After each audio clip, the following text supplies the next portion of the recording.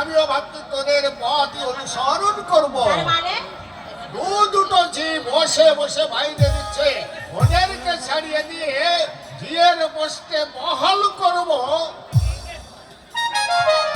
কাকে বহাল করবে?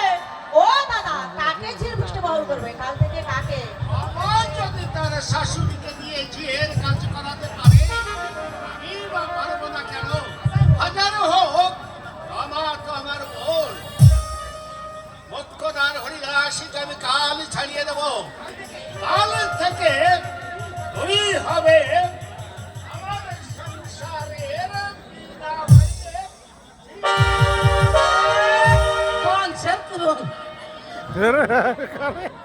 মাগি তো কোটি না। অপদার্থ বুঝলে মা? তুমি একটা আস্ত অপদার্থকে গর্বে ধরেছিলে, আস্ত অপদার্থ।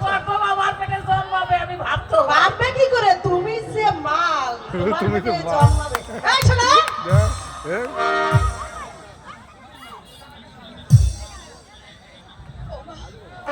দাদার কাছে কি বলেছো তুমি? মাইক্রোফোন ধরে নিতে। কিছু বলিনি বাবা। ওই নিশ্চয়ই বলেছো। নইলে তোমাদের জন্য দাদার এত দরদ উঠলো কেন? আমি তোমাকে জিজ্ঞাসা করে ঝিকে ছাড়িয়ে দিইনি? তাকে তো খুব বলেছিলে 30 বছর ধরে আমি সংসারে ঘানি টেনে আসছি। এ তোমার কপালে না, শোনো, তোমার কপালে না অনেক দুর্ভোগ আছে। এই চুপ! আমার এই মায়ের শোনো, শোনো, আমার মতো মেয়ে বলে এখনো তোমাদেরকে বসে বসে কিলাচ্ছে। অন্য কেউ হলে না হাত ধরে বাড়ি থেকে দূর করে দিত। একটা মিট পিঠে ডাক যেন ভাজা মাছটা উল্টে খেতে যাবে না। আদি খাতা। আর কেন ঠাকুর? এবার তুমি আমাকে মনে করো দয়াময়, মনে করো।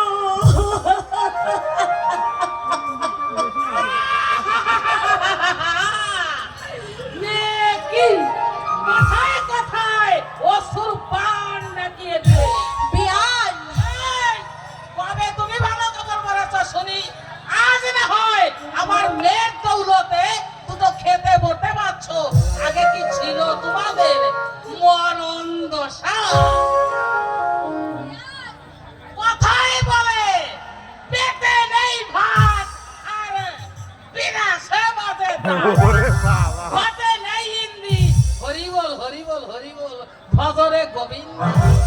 আমার মেয়ের পরাণে দয়া মায়া আছে, তাই তেলে ঝোলে খাওয়াচ্ছে। নইলে ভিক্ষে করো, তোমার অন্ন জুটতো না। যে কি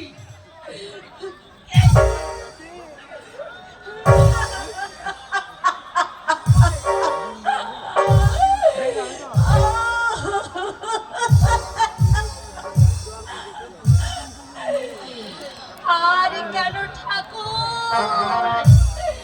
এবার তুমি আমাকে দয়া করো ভগবান। ছেলে বিয়ে দিয়ে আমি সুখ শান্তি চেয়েছিলাম। সুখ আমার একেবারে তেলের মতো গড়িয়ে পড়ছে। শান্তি রাখবার কোনো জায়গায় নেই ঠাকুর। শান্তি রাখবার কোনো জায়গা নেই।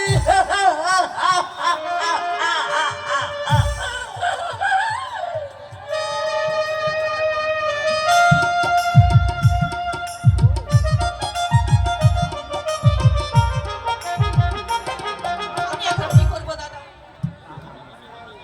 ওর এই অবস্থা, ঠাকুর তো বেকার, আমি অসহায় মেয়ে মানুষ। হাসপাতাল থেকে সুস্থ করে বাড়ি দিয়েছি। আর আমি কি করতে পারি বল? সারা জীবন তোদের বোঝা বহন করা আমার পক্ষে কি সম্ভব? দাদা, হ্যাঁ, তাহলে কিছু টাকা অন্তত দাও। টাকা পয়সা? ও একটা স্টেশনারি দোকান খুলে বসুক। টাকা পয়সা এখন আমার পক্ষে দেওয়া সম্ভব নয় দাদা, হ্যাঁ, তিনটে গাড়ির পেট্রোল কিনতে হয়, ড্রাইভারের বেতন দেবুকে মাসে মাসে অনেকগুলো টাকা পাঠাতে হয়। এর উপরে আছে আত্মীয় স্বজন, লোক লৌকিকতা। এসব তোরা বুঝবি না, বুঝলি? এসব তোরা বুঝবি না। দাদা, হ্যাঁ, বেশি তো আমি চাইনি। 1000-5 টাকা দিলেই আমার হয়ে যেত।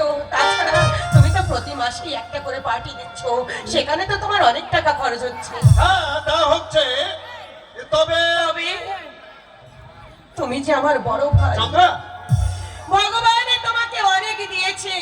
আমাদের এই দুর্দিনে তুমি যদি আমাদেরকে সাহায্য না করো, তাহলে আমি কার কাছে